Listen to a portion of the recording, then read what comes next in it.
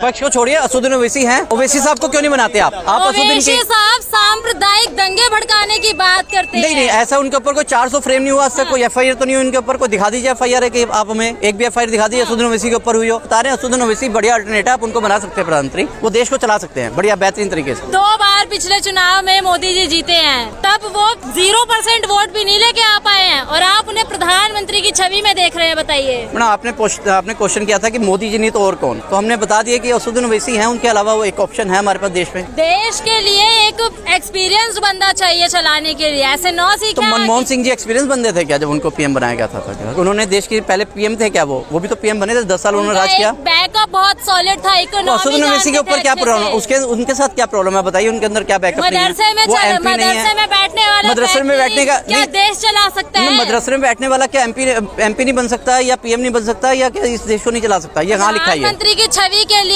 सांप्रदायिक व्यक्ति चाहिए या फिर जो तो फिर पब्लिक ने उनको MP क्यों बनाया, फिर मेंबर ऑफ पार्लियामेंट क्यों बनाया? तो मुस्लिम बहुलों ने उनको MP सेलेक्ट किया। तो मुस्लिम बहुल उनको PM भी बना देंगे, तो इसमें इशू क्या है? के द्वारा चलेगा देश। जब आप कहते हो कि हिंदू धर्म की बात करते हो, सनातन धर्म निरपेक्ष है हमारा देश। जब आप भाई साहब ने अभी बोला कि सनातनियों ने उनको PM बना दिया, तो मुसलमान उनको PM बना देंगे, इसमें इशू क्या है? इसमें झगड़े वाली बात क्या है? जिसकी वोटिंग पावर ज्यादा होगी वो PM बन जाएगा। मदरसे का वोट नहीं है, देश का वोट है, धर्म निरपेक्ष वोट है। मैडम, आप अगर बात करते हो PM की, निष्पक्ष PM की, अगर आप उसमें हिंदू वर्ड नहीं लेके आते हो तो हम PM मोदी जी को देखना चाहेंगे। लेकिन आप कहते हो कि हिंदू PM, अगर आप हिंदू करेंगे ओवैसी को, ये बताइए। भाई साहब ने बोला ना कि सनातनी हिंदू जो है वोट डालते हैं PM जी को और वो PM बनते हैं, तो हम कह रहे हैं मुस्लिम भी तो 22% है, वो भी वोट डाल के PM बना सकते हैं असदुद्दीन ओवैसी को, इसमें इशू क्या है? तो मुस्लिमों को यदि ओवैसी साहब को कोई हिंदू वोट देना चाहिए, किन मुद्दों पे देगा वोट? इन मुद्दों पे कि जब सब निकल जाएंगे तो हम आएंगे। एक बैरिस्टर आए थे, उनको आपने महात्मा गांधी बना दिया। एक बैरिस्टर आए, उनको आपने बाबा साहब अम्बेडकर साहब को आपने भारत रत्न बना दिया। असदुद्दीन ओवैसी जी, इनको भी आप PM बना दीजिए। बात करें बैरिस्टर, ये भी है, लंदन से इन्होंने भी लॉ की हुई है। फायदा क्या होगा? फायदा देश को अच्छे से चलाएंगे, इनको नॉलेज है, लॉ की नॉलेज है, देश को चलाने की नॉलेज है, MP है। लॉ का व्यक्ति देश चला सकता है। तो मोदी, अगर गांधी जी लॉ के बैरिस्टर थे तो वो अगर राष्ट्रपिता महात्मा गांधी बन सकते हैं, अम्बेडकर साहब अगर लॉ के बैरिस्टर थे, लॉ करके आए थे लंदन से, वो अगर राष्ट्रपिता बन सकते हैं, तो असदुद्दीन ओवैसी प्रधानमंत्री क्यों नहीं बन सकते? महात्मा गांधी और ओवैसी का कोई कंपैरिजन है क्या? कोई कंपैरिजन नहीं है, वो अब इस दुनिया में नहीं है, ये इस दुनिया में है। महात्मा गांधी महात्मा थे,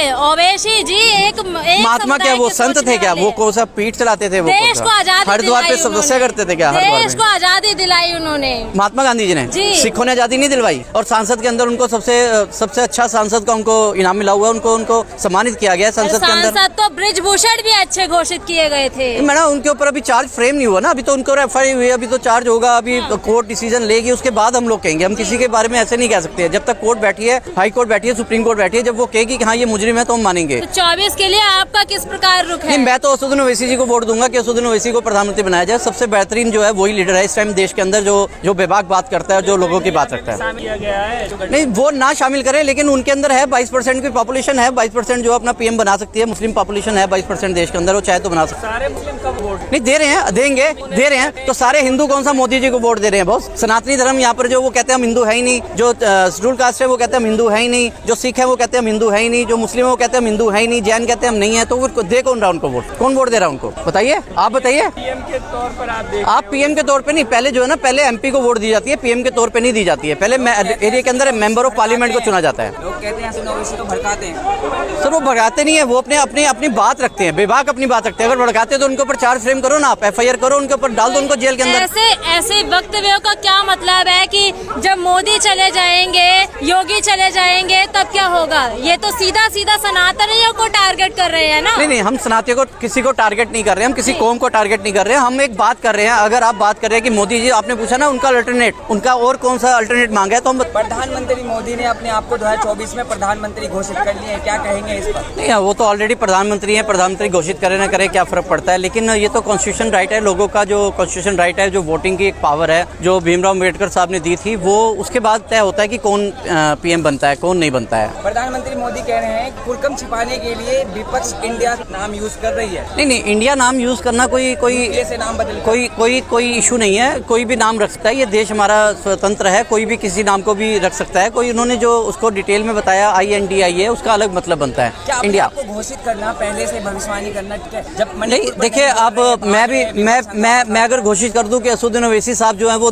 इस देश के प्रधानमंत्री बनेंगे 2024 में, तो घोषित करने से कुछ नहीं होता है। बाकी सब नंबरों के ऊपर डिपेंड करता है। अभी अब विश्वास प्रस्ताव जो भी घोषित हुआ है, जो भी हुआ है वो भी वक्त बताएगा, तय बताएगा। अभी वोट से अटल जी की सरकार गिर गई थी। नहीं, वो टाइम चला गया। आजकल EVM का मशीन है, आजकल EVM मशीन का टाइम है। आजकल वोट की पावर नहीं रही है, आजकल EVM की पावर रही है। जिसके पास EVM की पावर है वो वोटिंग राइट अपने पास कर लेता है। बाकी रही बात, अगर जैसे हम लोग मनमोहन सिंह जी की बात करते हैं तो उनके टाइम में एक भी अविश्वास पत्र जो है आज तक पारित नहीं हुआ। और लेकिन ये बात है कि जो भी बने हैं उनके अविश्वास पत्र हुआ है, पारित हुआ है, यहाँ भी पारित हुआ है। EVM से बन रही है सर मैं नहीं कहूँगा EVM से बन रही है, लेकिन EVM के अंदर कुछ तो लोचा है, क्योंकि जो EVM को ये खत्म नहीं कर रहे हैं। काफी कंट्रियों ने EVM को खत्म कर दिया। जहाँ से EVM बनी थी उस कंट्री ने भी EVM को खत्म कर दिया। वो भी उस कंट्री में भी EVM को चुनाव नहीं होता है। आप बैलेट से हार मान लिया नहीं, हार नहीं बोलेंगे, लेकिन हाँ अब ये स्वतंत्र है, हमारा भारत है, यहाँ पे स्वतंत्रता है सबको अपनी अभिलाषा प्रकट करने की, अपनी सोच रखने की। अगर वो प्रधानमंत्री बनना चाहते हैं तो अभी भी समय है। कुछ ऐसी नीतियां लाएं जो लोगों के काम की हों, जो लोगों के काम आए। क्योंकि अभी तक जो नीतियां आई थी वो नोटबंदी या फिर जो भी था GST, ये जो भी नीतियां थी आम आदमी के काम की नहीं थी। प्रधानमंत्री मोदी जी ने देश की इकोनॉमी